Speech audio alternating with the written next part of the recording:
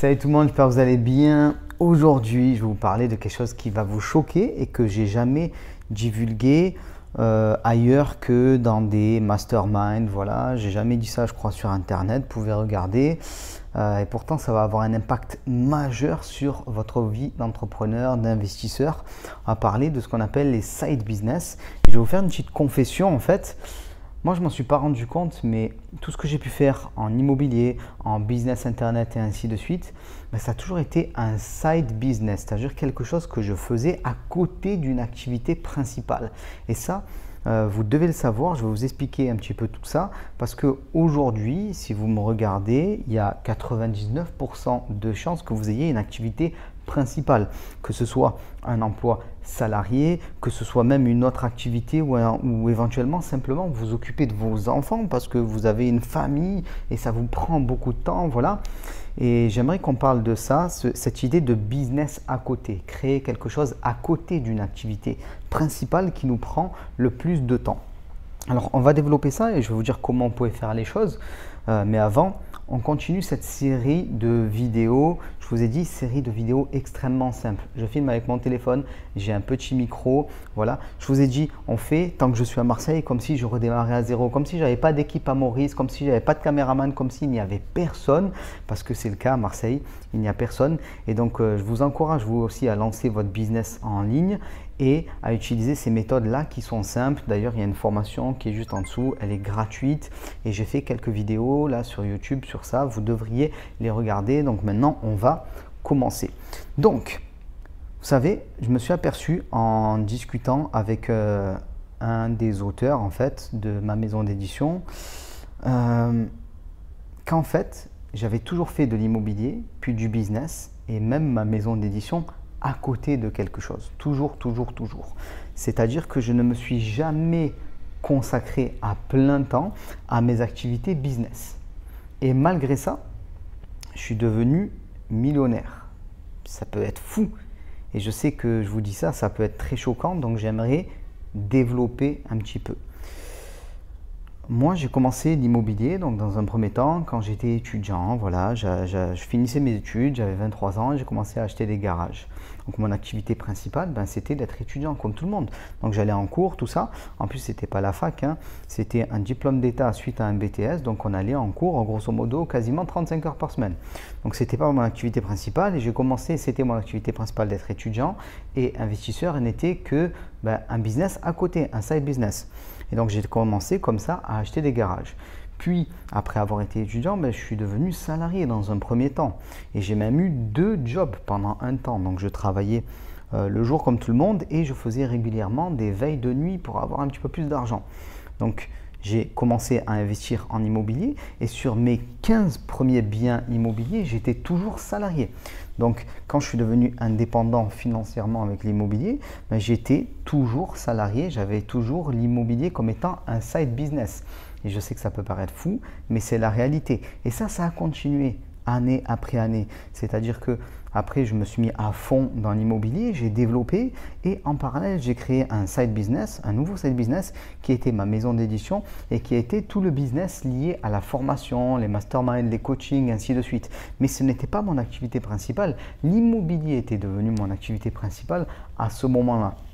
Et ainsi de suite, j'ai relâché la pression sur l'immobilier, notamment en montant une équipe et je me suis mis en activité, on va dire, principale autour de tout ce qui est la formation. Puis, j'ai relâché la pression que je subissais moi en tant qu'entrepreneur, en tant qu'investisseur. D'ailleurs, vous voyez, pour vous dire comme quoi c'est des vidéos improvisées, je vais couper le son de mon ordi, voilà, tout simplement. Hop là, et voilà. Donc je vous ai dit, il n'y a pas besoin de beaucoup de matos pour faire des vidéos, pour pouvoir avoir une présence sur Internet, ça j'insiste et j'aimerais vous en convaincre. Donc j'ai relâché la pression en créant une équipe de manière à ce que moi-même je sois délesté d'une grande partie de ce qui est à faire et ainsi de suite. Donc en fait, j'ai toujours fait des side business, j'ai commencé comme ça, c'est comme ça que j'ai tapé mon premier million et puis à chaque fois que mon business commençait à marcher et que j'allais passer entre guillemets d'un side business à un business qui allait être mon activité principale, j'ai mis en place une équipe et j'ai sauté sur un autre business et ainsi de suite. Là, par exemple, j'en ai déjà parlé dans une vidéo, je suis vraiment en train de me poser la question d'un repositionnement total en immobilier avec la création de fonds d'investissement. Réellement. Peut-être ça ne va pas aboutir, donc je vous dis ça en direct, là, comme ça maintenant, et peut-être que dans un an, ce ne sera toujours pas fait, ou peut-être que ça sera fait, on en reparlera. Mais je suis vraiment en train de me poser cette question de rematcher un petit peu les choses. Voilà. Et c'est important. Donc, aujourd'hui, vous êtes là, vous cherchez une activité, on parle de business en ligne, c'est sûrement l'activité la plus simple à pouvoir mettre en place comme un side business. Pourquoi? Parce que vous avez besoin de quelques heures par semaine. Pour moi, un side business, il va vous occuper entre 5 et 10 heures par semaine. Voilà. Vous savez, comme je dis tout le temps, quand je suis en séminaire et que les gens me disent « Ouais, mais tu sais… Romain, c'est fatigant ou c'est dur de faire voilà, quelques heures de plus par semaine pour un business, ainsi de suite. » Je dis oui, c'est vrai, mais le problème, ce n'est pas ce business, c'est ton travail principal qui te prend tout ce temps. Voilà. Donc, il faut bien comprendre que oui, effectivement, pour monter un side business, il va falloir y accorder du temps et il faut faire attention parce que la plupart des gens, quand ils font un side business, ils traitent ça comme une passion. Voilà. Il n'y a pas d'objectif derrière, ce n'est pas organisé. Donc, ils dépensent leur temps. Souvent, d'ailleurs, ils ne font pas ou très peu d'investissements financiers ou ils ne font pas les bons investissements financiers. Ils vont s'acheter les meilleurs ordinateurs, tout ce qu'on veut et tout, mais ils ne vont pas, par exemple, se former spécifiquement sur le domaine qui les intéresse pour pouvoir avoir des résultats. Du coup, ils font les mauvais choix économiques et ils ont finalement des résultats qui sont mauvais. Donc, quand je vous parle d'un side business, ce que j'ai toujours fait pendant des années, et c'est ça aussi qui a donné des résultats, c'est un business à côté, mais non, mon implication lors de ces heures-là était totale. C'est très important. Et si vous voulez réussir un side business, étant donné que vous allez accorder peu de temps à ce business-là, sur le côté, notamment lorsque vous êtes en train de le tester, de le lancer, que vous préparez, vous n'allez pas, comme on dit, lâcher d'une main ce que vous n'avez pas de l'autre, c'est-à-dire lâcher votre travail principal pour un business qui n'est pas encore établi, vous devez absolument gagner du temps et éviter de perdre du temps, éviter de perdre de l'argent et avoir un niveau de compétence qui monte très rapidement, qui monte en flèche. Vous n'allez pas pouvoir, entre guillemets, comme si c'était un nouveau job, voilà, il y a votre patron qui vous paye et vous êtes en formation. Non, ça c'est fini la fête au village, ça ne marche pas. Aujourd'hui, vous voulez créer un side business, vous voulez vous développer, vous voulez avoir des revenus complémentaires, c'est vous qui allez investir sur vous-même parce que vous êtes votre propre patron dans ce cadre-là et c'est vous qui allez éventuellement payer votre formation, investir votre propre temps pour obtenir des résultats. Et c'est comme ça que ça fonctionne parce que la plupart des gens que je vois ne pas réussir malheureusement dans l'entrepreneuriat, c'est parce qu'elles n'investissent pas en elles correctement et elles ne s'investissent pas correctement dans le business qu'elles sont en train de créer. Autre point extrêmement important, et là on va parler spécifiquement du business en ligne. J'ai fait d'ailleurs une petite vidéo sur ça il y a quelques temps, je vous mettrai un petit lien, comme ça vous pouvez voir ce qu'il en est. Si vous voulez que votre side business réussisse et que votre side business vous permette d'en vivre, donc de vivre d'un business qui vous occupe 5 à 10 heures par semaine, il vous faut impérativement des effets de levier qui sont ultra puissants. Voilà. Les effets de levier, vous allez les avoir en immobilier, par exemple avec le crédit, j'en ai déjà parlé ainsi de suite, notamment dans la vidéo dont je viens de vous parler à l'instant, mais vous allez surtout les avoir dans le business en ligne où tout est automatisable. Voilà, très important de le comprendre ça. Si votre side business, par exemple, c'est, par exemple, voilà, je suis plombier et je vais faire ce qu'on appelle des gâches. Je vais faire des heures supplémentaires à gauche, à droite. Ouais, tu vas gagner un peu de sous en plus et tout ça, il n'y a pas de problème. Mais déjà, ce n'est pas un business parce que tu n'as personne en dessous de toi, tu n'as pas d'automatisation. Si tu pars en vacances, tu reviens, tu n'as pas plus d'argent que quand tu es parti, ainsi de suite. Donc, ce n'est pas un business.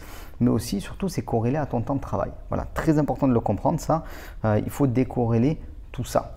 Donc, moi, je me suis aperçu, et c'est vraiment là, il y a peu de temps que je me suis aperçu de ça, qu'en fait, on peut se créer une multitude de side business, puis les abandonner, entre guillemets, c'est-à-dire les déléguer. Alors, j'aime pas ce terme-là, je préfère dire responsabiliser des gens dessus, mais vous faites un side business, vous vous formez, vous lancez la première chose. Par exemple, là, vous créez votre site internet, vous créez votre business, vous créez votre e-commerce, vous créez une chaîne YouTube pour faire de la formation, vous importez votre business en ligne, ainsi de suite. Vous apprenez toutes ces compétences-là et en parallèle, vous essayez de mettre quelqu'un dessus. Alors, si vous ne voulez pas faire ça parce que vous n'avez pas la fibre entrepreneuriale dans le sens où vous n'allez pas mettre des gens pour faire les choses avec vous, ben dans ce cas, c'est vous qui allez vous accaparer toutes ces connaissances et c'est vous qui allez les mettre en œuvre. Mais de toute façon, si vous voulez bien vous développer, il y a un moment ou un autre où il va falloir faire intervenir d'autres personnes.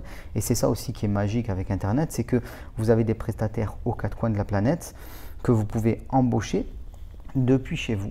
Voilà, depuis chez vous. Par exemple, cette vidéo, elle va être montée par une autre personne que moi.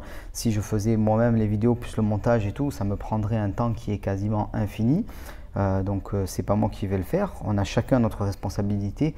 Alors, moi, c'est une entreprise maintenant. Hein, il y a pas mal de personnes qui sont en coulisses, mais on peut aussi utiliser des personnes qui sont en freelance.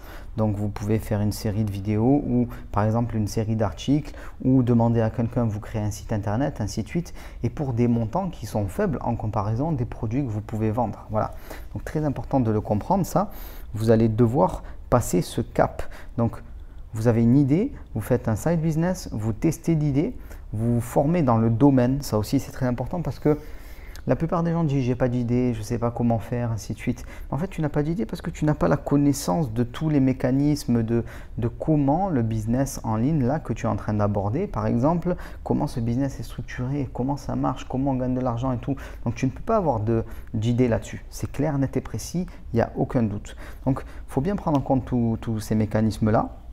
Voilà, très important. Je le répète aussi, si vous avez d'autres questions sur le business en ligne, vous me les posez en commentaire, je vais vous répondre. Ce qui vous pose le plus de problèmes dans la création de votre business en ligne, voilà, très important. Et vous regardez aussi en dessous au niveau de la description, il y a une formation d'1 heure avec les 7 étapes et mes meilleurs conseils pour pouvoir créer votre business en ligne ou importer votre business traditionnel en ligne. Voilà, important. Donc, je vous l'ai dit, allez voir les vidéos précédentes que je viens de publier. C'est important, je les ai structurées d'une certaine manière puisque pour que vous puissiez avoir un niveau de compétence qui s'améliore au fur et à mesure et aussi que vous me posiez des questions. Donc là, on est vraiment en train de commencer au fur et à mesure à créer votre business en ligne, vous permettre de vous lancer. Donc n'hésitez pas à me poser des questions, c'est l'objectif de cette série de vidéos. Et comme je l'ai dit, regardez, on est en mode artisanal. Il n'y a pas besoin d'avoir de moyens supplémentaires par rapport à ça. Je peux même vous donner le secret de cette vidéo si on veut en quelque sorte. Comme j'ai dit, petit micro que vous avez vu, j'ai acheté, vous avez vu la vidéo sur YouTube. Mon téléphone qui est là et là il y a juste mon ordinateur. Je me suis noté les 2-3 petits points clés que je voudrais aborder avec vous parce que moi je ne fais pas partie de ces gens qui ont une mémoire infinie. J'ai besoin de noter les points clés que j'ai envie d'aborder avec vous de manière à faire quelque chose de structuré. Il n'y a pas de problème à dire ça, au contraire. S'appuyer sur quelque chose pour produire quelque chose de qualité, voilà, pour les gens qui vous suivent, pour vos clients, ainsi de suite, c'est plus qu'honorable. Donc n'hésitez pas. Et il y a des méthodes de travail pour faire ça. On en parlera aussi d'ailleurs. Les méthodes de travail, c'est très important pour pouvoir réussir. Voilà. Donc je vous laisse vous regarder la vidéo, là, les 7 étapes et aussi me poser toutes vos questions. Et on se dit à très vite.